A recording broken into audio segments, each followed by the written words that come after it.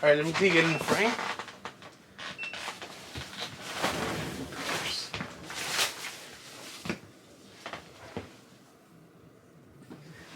Alright. We're ready to go. What are we gonna do?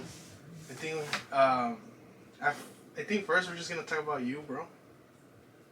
I don't like talking about me. Lyrics. Next, my boy. Let me see. Welcome back, guys, to No Offers. Today, it's me and my boy, BLT. Are you excited, bro? You excited? Yeah, I'm excited. Dude, so one of the things that most intrigued me when I first met you was that you grew up in the 90s. Yeah, I Right? grew up in the 90s. Or like the late early, 90s. Early 2000s? Late 90s? Late 90s, early 2000s. And I feel like that's when like a lot of things were very active in the streets, as well as things were coming up. Like you got to see the first stages of YouTube, right? Yeah. So, I mean, the early 2000s, late 90s, that's when the internet first started. Yeah. Well, actually, it started a little earlier, but like, commercialized, like with AOL, and stuff like that, where, back then, if you go online, you can't use your phone. So, I heard about that. Yeah, so... Well, it was connected to, like... The landline. The landline, right? Yeah, so... And then, I think, like, in the year 2000, something like that, that's when the conspiracy theory happened with Y2K. It's a lot of wild stuff happened in the 90s and the early 2000s. A lot of cool stuff too, actually. What were some of your earliest memories of like of news?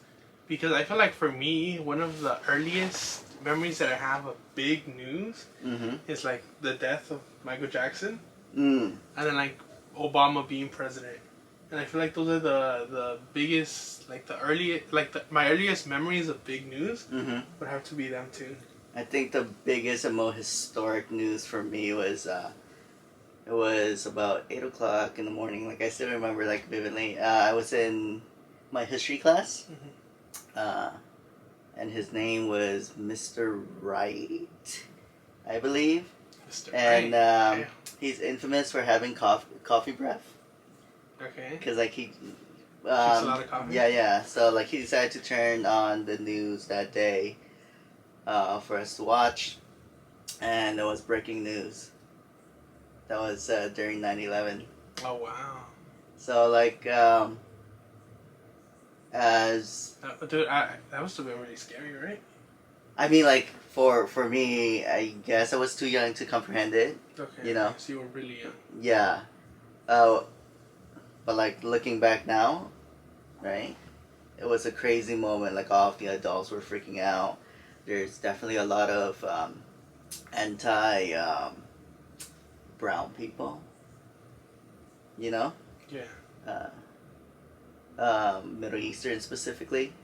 There were a lot of hate going around back then. There's a lot of patriotism. So. Yeah, I feel like that's what I've heard from like people who were older during that time. I know a lot of people always say, never again, right? Yeah. Never a 9/11 again, but they do anything for like a 9/12 again. Yeah. Which was like the country being together, the patriotism. Yeah. The checking in on your neighbor, asking how everyone is together. Just like communities coming together, right? Yeah.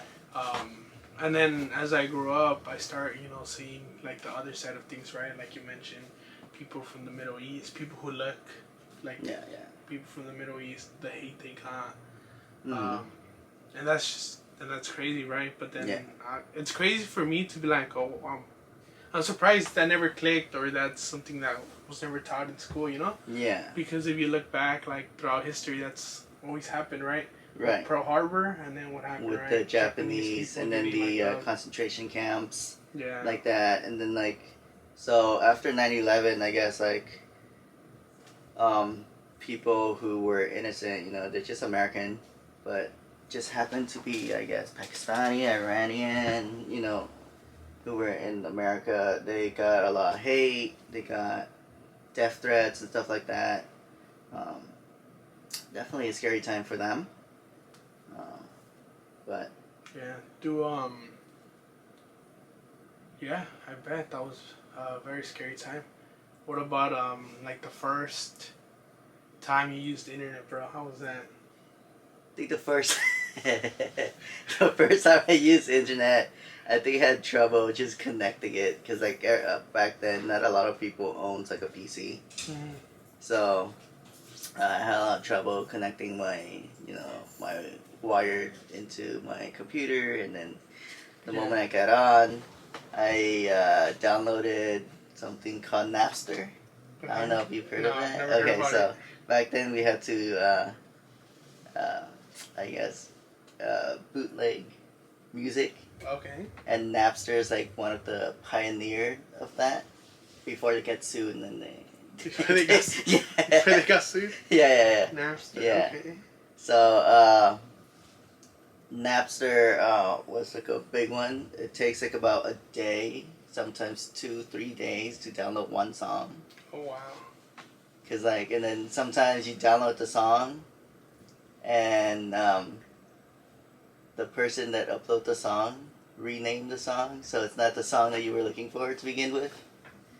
I feel like back in the dude, if it's gonna take me 2 to 3 days to get a song, I feel like that song would be my theme song. Like, Yeah. If I walk into a room, I better play that song. Yeah. If I leave that room, I better play that song. It better be my favorite song or like a song I identify with, Yeah. So, what were you listening to back then?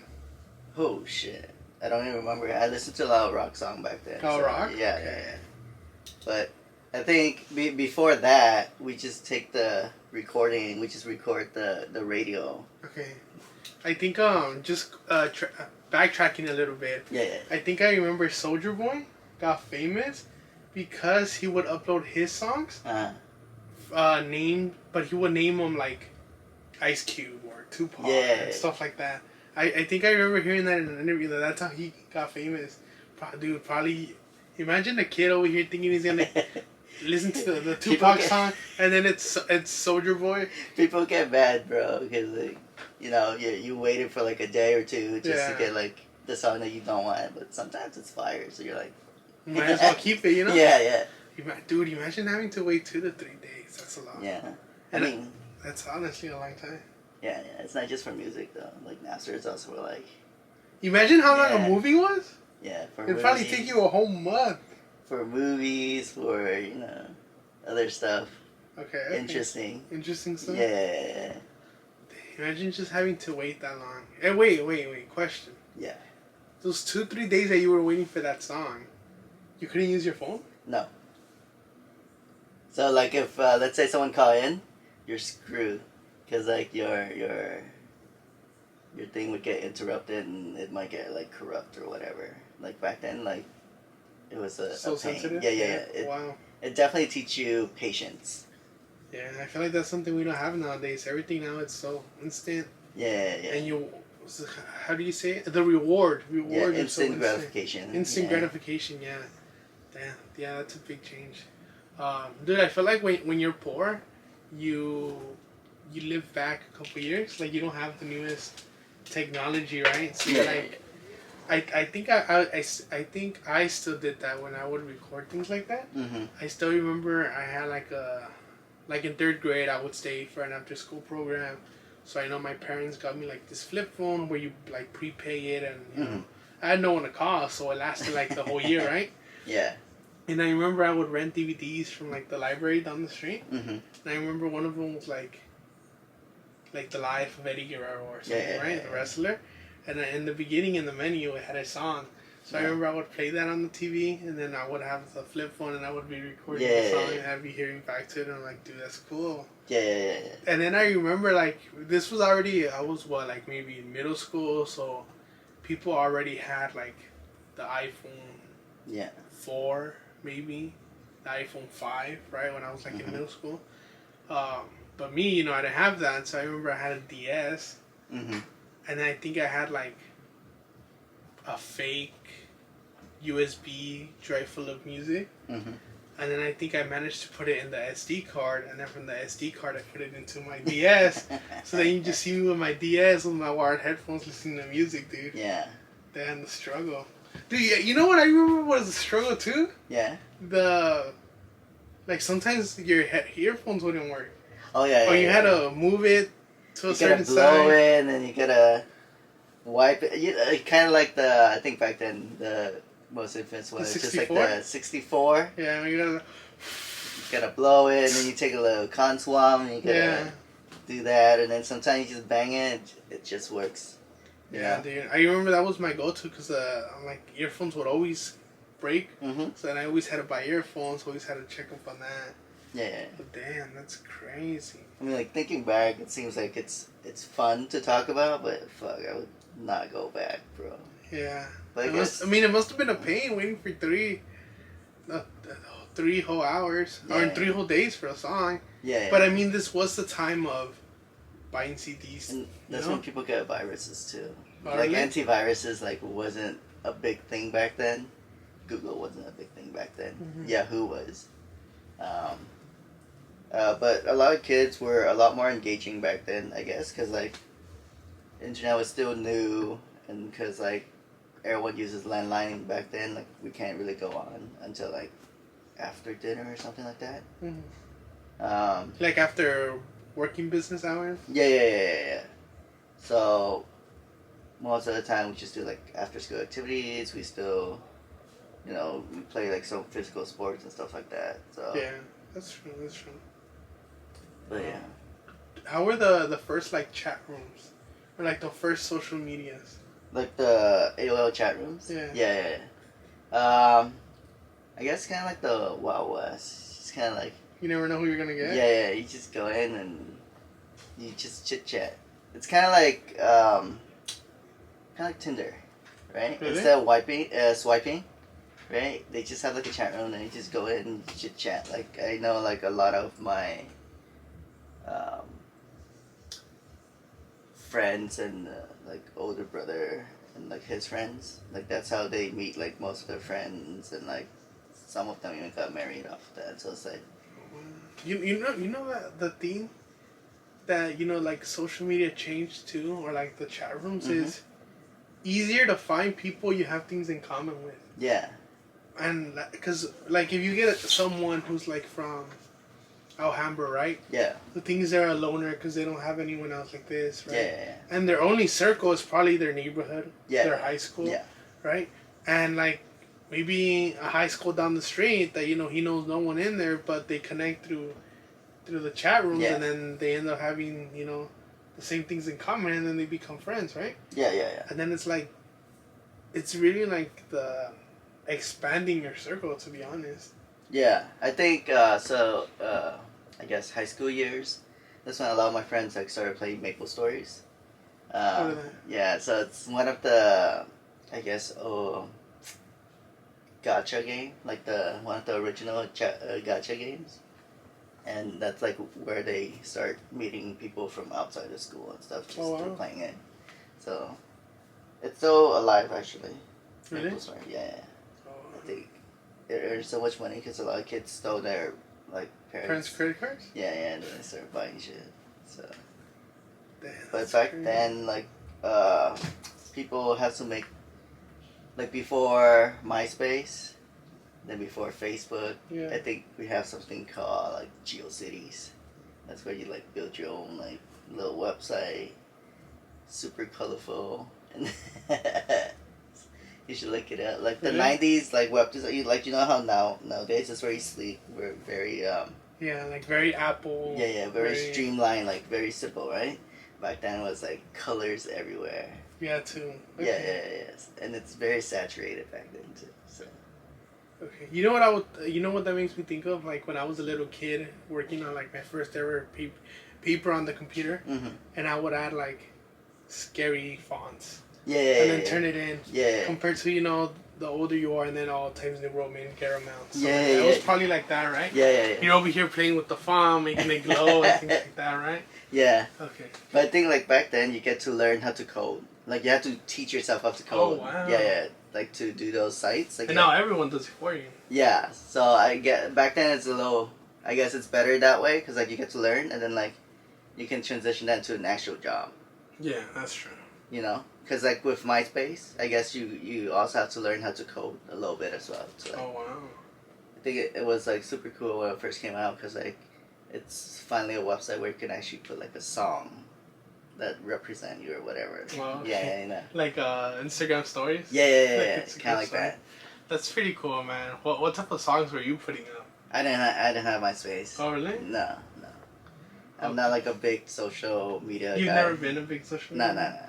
I remember I've also heard from people that be like, dude, it was so stressful, like putting my top 10 on like MySpace and stuff like that. 'Cause then there's fights and stuff. Yeah. Like what I could equate that to is there was a feature back in the early Snapchat days where it showed everyone who were your close friends. Yeah. Like who you message the most. Yeah. And like, dude, that's kind of dangerous. Yeah, that's definitely a war, like brewing. Yeah. Yeah, when that happened, I think a lot of people got like butthurt. It's like, how come like I'm under this person or, stuff like that. Yeah. Petty ass shit, dude. Yeah, but I could see it happening, especially like in those middle school, high school days where, your value to other people matters a lot more. So it's pretty crazy. Thank God I didn't have an account, bro. Really? Yeah, because I would snap though. I'd be like, "You're lucky I even talked to you, bitch." Dude, I also heard that Facebook was for like college kids only in the beginning. Yeah, so Facebook was like how it got to be cool or whatever. It's because like it was like an exclusive thing. Like in order for you to even have an account or get an account, you had to verify that you are a student. So you had to show your college ID. And the wild story, not sure how true this is, but I'm pretty sure it's true. It's that Zuck did this so you could get like the phone numbers of like other like female students from like other Ivy League schools and stuff. I mean, that's what was shown in the movie. I saw the movie, The Social Network, or something like that. Yeah. And they basically did it so they could. Yeah. I think even before that, he would fix the algorithm to find classes that had the most girls. Yeah. And then he would just join those classes. Yeah. I mean, when there's a will, there's a way. Yeah, man. That's pretty crazy. But, yeah, man, this has been it for this episode of No Offers. Don't forget to like, comment, subscribe, share with all your friends. Let us know what you guys want to see. Let us know if you want us to react to anything. I know you guys have been liking those reaction videos. So please let us know.